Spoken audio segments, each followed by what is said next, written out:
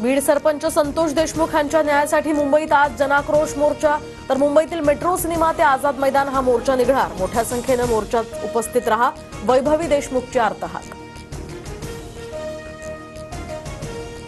मराठा आरक्षणासाठी मनोज जरांगेंकडून पुन्हा उपोषणाचं हत्यार। जरांगे आजपासून आमरण उपोषणाला बसणार, तर संतोष देशमुखांची मुलगी वैभवी देशमुखकडून जरांगेंना उपोषण पुढे ढकलण्याची विनंती। काँग्रेसची आज राज्यभरात निदर्शनं, लोकशाही वाचवण्यासाठी काँग्रेसचा एल्गार, तर भाजप आणि निवडणूक आयोगाचा निषेध करणार। नागपुरात नाना पटोलेंच्या नेतृत्वात आंदोलन।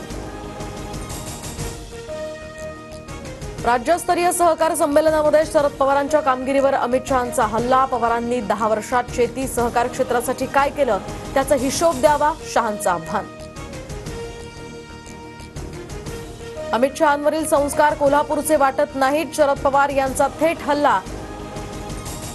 तर देशाच्या गृहमंत्र्यांनी तारतम्य ठेवून भाष्य करणं अपेक्षित, पवारांचा शहांना सल्ला। शहांकडे जमाल गोट्याचं औषध, भलाभलांचा आजार ठीक होतो। अमित शहा मुंबईमध्ये आल्यामुळे काहींच्या पोटात दुखतंय, एकनाथ शिंदेंची उद्धव ठाकरेंवर टीका।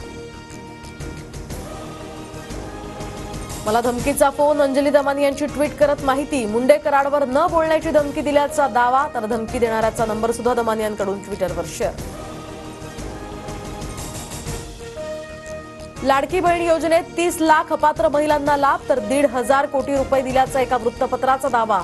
अपात्र महिलांना लाभ मिळाल्याच्या बातम्या कपोल कल्पित, रुपाली चाकणकरांची दावा फेटाळला।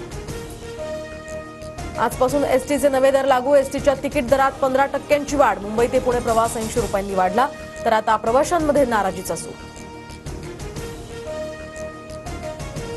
मुख्यमंत्री देवेंद्र फडणवीस दावोस दौऱ्यावरून मुंबईत परतले। रायगडसह नाशिकच्या पालकमंत्रीपदाचा तिढा आता सुटण्याची शक्यता।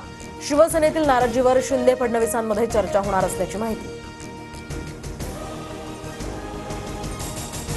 मुख्यमंत्री देवेंद्र फडणवीस दावोस दौऱ्यावरून मुंबईत दाखल। दावोसमध्ये 15 लाख कोटी सामंजस्य करार, तर राज्यामध्ये 15,95,000 रोजगार निर्मितीचीही अपेक्षा।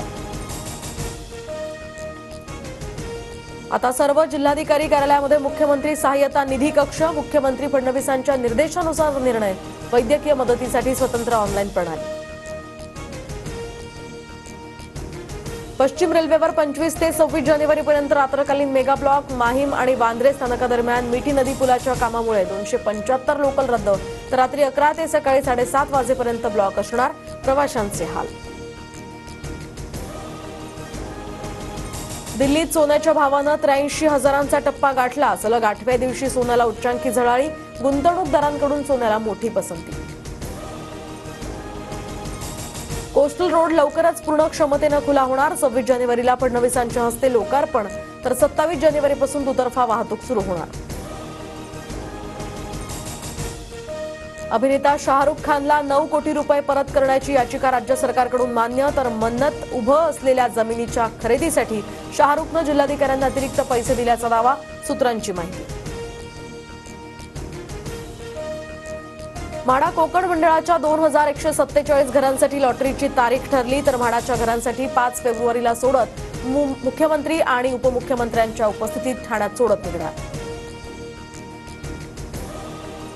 महावितरणकडून पहिल्यांदाच वीज दर कपातीचा प्रस्ताव सादर। सौर ऊर्जेच्या माध्यमातून वीज तयार करण्यावर महावितरणकडून भर दिला जाणार। प्रस्तावानुसार येत्या 5 वर्षात घरगुती विजेचे दर हे 23% कमी होणार।